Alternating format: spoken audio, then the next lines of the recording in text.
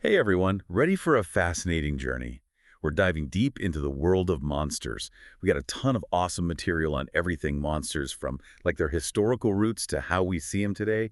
I'm super curious to see what we can unearth. It's a topic that never gets old, does it? The things that go bump in the night. Mm, They've captivated us for, what, centuries? yeah. Millennia, even. Right. And one of the things that really struck me is how the very idea of a monster changes so much depending on, well, who you ask and when. Like we've got this source here that goes all the way back to the Latin root of the word monster, monstrum. It's not just about, being scary looking. It's about things that signal divine displeasure, almost like the universe's way of saying, whoa, hold up, something's not right here. It really speaks to that human need to try to understand, categorize, explain the world around us, especially the things that don't fit neatly into boxes. Monsters help us draw that line between normal and, well, everything else.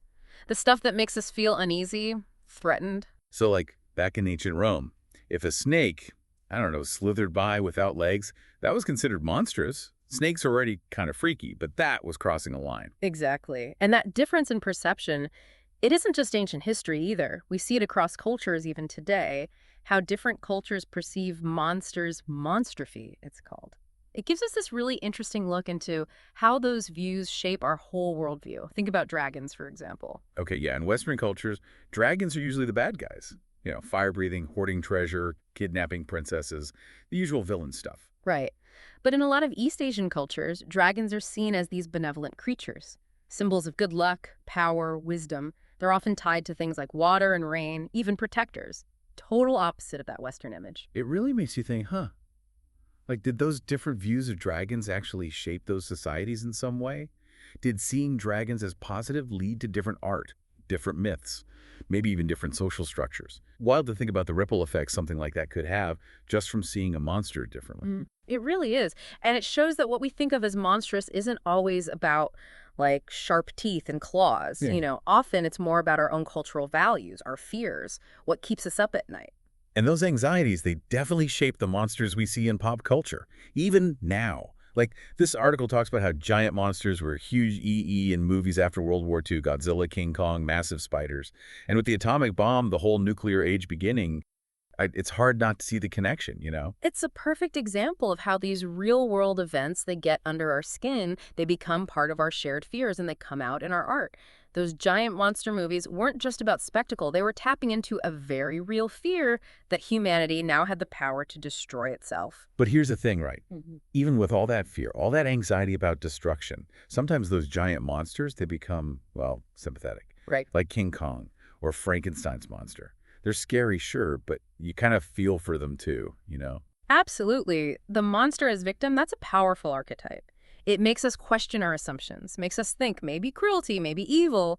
It's not limited to fangs and claws. Maybe it's something inside us, too. Yeah, it's like what we see as monstrous, what we're afraid of. It might be reflecting something back at us, our own prejudices, our own capacity for darkness. Exactly. And that idea that the thing we fear might actually deserve our compassion, that's a theme you see a lot in more modern monster stories, too. Like, think about friendly monsters. Chewbacca, for Oh, example. yeah.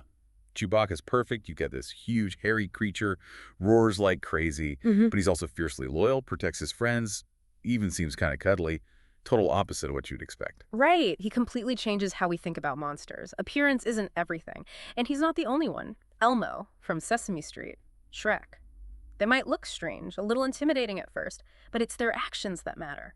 Their empathy, their capacity for love. It reminds us that sometimes the scariest behavior, it comes from the most ordinary looking places. But it's also really cool to see these friendly monsters changing what it means to be different, challenging those old ideas of what's scary and what's not. And this whole evolution of the monster, it's not just in movies and TV either. Our sources talk about how monsters have changed in video games too, from fantasy RPGs to stuff like Pokemon. Right. Games are a whole other world. Suddenly, monster means something totally different. They're your companions. You train them, battle with them, even collect them. It's wild to see how our relationship with monsters keeps changing, right alongside our technology and our values. In games, they can be a source of power, entertainment, even like objects of affection, totally different from those scary beasts in ancient myths. Makes you wonder what's next for monsters, doesn't it? Will they always reflect our deepest fears? Or will they become something totally new, something we haven't even imagined? It's impossible to say, really. But as long as there's still that unknown out there, those things we don't understand, I think monsters are going to be right there with us, showing up in our stories, our games, our art. You know, going through all this stuff about monsters, it's kind of amazing how, I don't know, adaptable they are. From ancient myths Mhm. to video games, always popping up in new ways, you know? It's like they're reflecting something back at us, isn't it? All those fears, those values, those things we're trying to figure out. Monsters become a way to process it all. Yeah, and that's what makes them so interesting to me. They force us to think about some pretty uncomfortable stuff, about ourselves, about the darkness that's, I don't know, both inside and outside of us at the same time. Exactly. Monsters, they don't shy away from the big questions, do they? Good and evil, what we can even understand, what it even means to be human. It's all on the table. And maybe, just maybe, by looking at those things, by facing those fears, those monsters, maybe we learn a little something about ourselves along the way. That's the thing about monsters, isn't it? They challenge us, sure, they entertain us, but in the end, they make us think about ourselves, about the world, maybe even help us understand it a little bit better. Couldn't have said it better myself. So, to everyone listening, next time you run into a monster, whether it's in a book, a movie, a game, or even just in your own head, remember, it's got something to teach you. Something about your fears, your hopes, maybe even something about what it means to be human. Until next time, keep exploring those shadowy corners of the world and keep asking those big, monstrous questions.